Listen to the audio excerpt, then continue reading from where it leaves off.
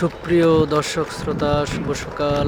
আজ আমি এবং আমার ছেলে ঈশান হাতিরদিয়া বাজার সোনালী ব্যাংক থেকে সন্মানিয়া কমিউনিটি ক্লিনিক পর্যন্ত, আবার সন্মানিয়া কমিউনিটি ক্লিনিক থেকে হাতিরদিয়া বাজার সোনালী ব্যাংকে এসে পৌঁছলাম।